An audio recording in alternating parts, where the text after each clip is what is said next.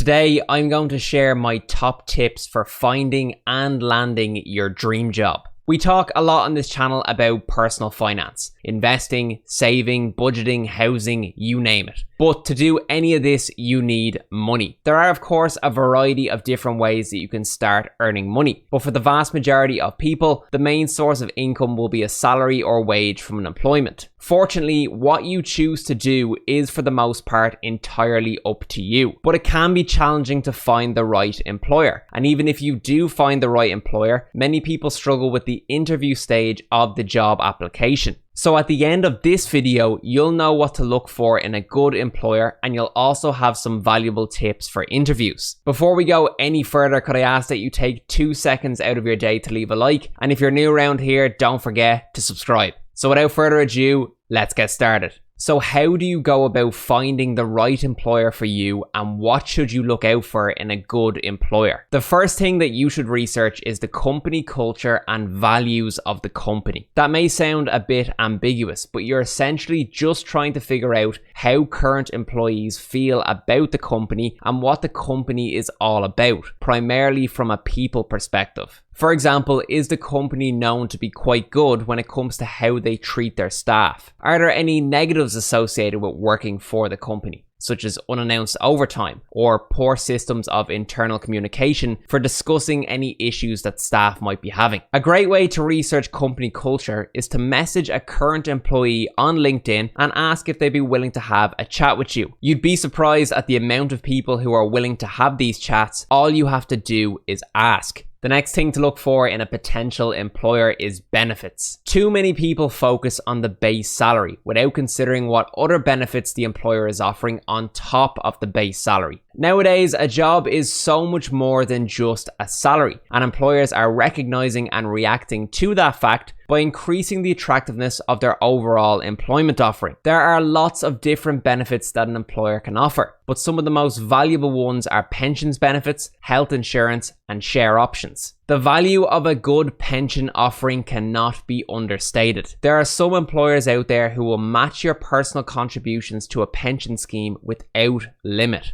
Meaning that if you were to contribute, say, 15% of your salary to a pension scheme, your employer would match that 15% by way of their own contributions to your pension scheme for your benefit. This is a win-win situation because you're benefiting from tax-efficient investing, you're getting lots of extra contributions to your pension scheme from your employer, and your employer is getting a nice tax deduction for the contributions that they make. Benefits should always be considered in the context of what matters most to you as an individual. So have a think about what benefits you'd like to be receiving from your employer. The best way to get an idea of this is to compare the benefits being offered by similar companies in your industry and see what benefits are typically being offered. Next, look out for location. Is the place of work close to your home, or does the employer offer the option of working remotely? This is definitely a factor which has gotten a lot more attention over the course of the last year, with many employers now allowing their employees to work remotely on a part-time or full-time basis. I feel particularly passionate about this one because I used to spend around 10 hours per week commuting to and from the office. And it's not until that requirement is lifted that you realize how much extra time you have to do other things in the week. Obviously, not every job is going to be within a reasonable distance from your home, and you shouldn't expect that to be the case. However, if it is possible to perform your role remotely and you feel like you'd like that extra layer of flexibility, then make sure that the company offers this. If it's not displayed on the job advertisement, then it's definitely something that you could bring up at the interview stage. Last but certainly not least, you need to consider the fit. Will you actually enjoy working in this position? At the end of the day, salary and benefits are worthless if you're going to be miserable working the job. I'm a big believer in the idea that happiness trumps salary every day of the week, and I'd be encouraging you to take as much time as you need to ensure that you're applying for a job that actually interests you. Okay, so you found your ideal employer, you filled out the job application, and you've been shortlisted for an interview. Here are my top tips for interview success. Number 1, confidence is key. What you need to realize is that in an interview setting, a lot of the time what you say isn't as important as how you say it.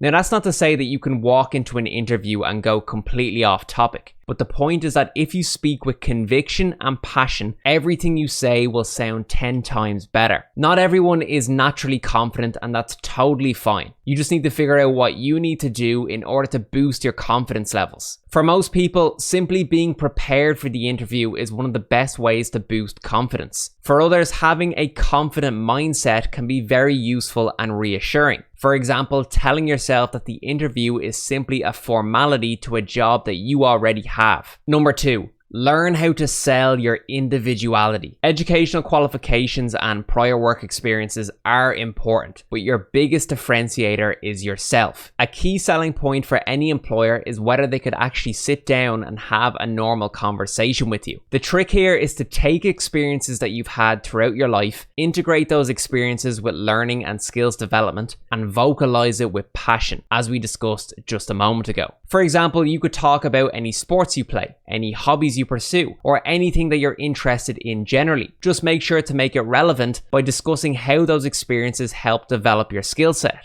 For my current job in financial services, I spent 75% of my interview talking about playing in a band, managing a band, and serving pints in a pub. The reason why I could do that is because I practiced selling my individuality. Lastly, in an interview, you should always look to ask the right questions. Most people end up asking the interviewer whether they enjoy working for the employer. Do not ask this question. That question is not only a cop-out, but it's also one which you already have the answer for by virtue of your company culture investigations. Instead, focus on the questions which matter to you. For example, does the employer support further education and training? This may involve the employer funding your participation in a postgraduate course or professional qualification. Another question you might ask is it common for employees to change roles within the organization? You'd ask this question if you weren't 100% sure of the fit for the advertised role, but you liked the employer. The point is that if you accept the job offer, you're going to be committing 40 hours per week to the employer. So make sure you don't leave the interview without the answers necessary to make an informed decision. In conclusion, finding and landing your dream job is not an easy process. It's hard to be 100% certain that you'll enjoy working in a given position until you actually start working there. But by following the tips that I've shared in this video, you'll increase the likelihood of finding the right employer for you and securing the job.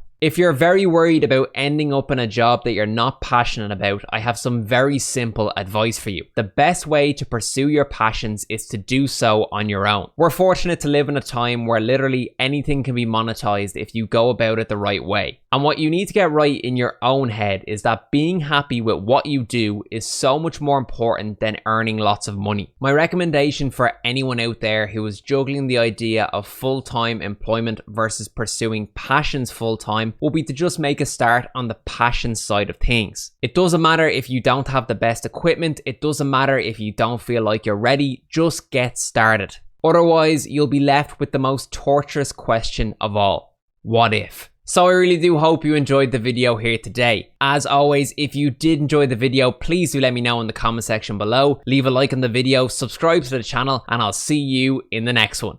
Cheers!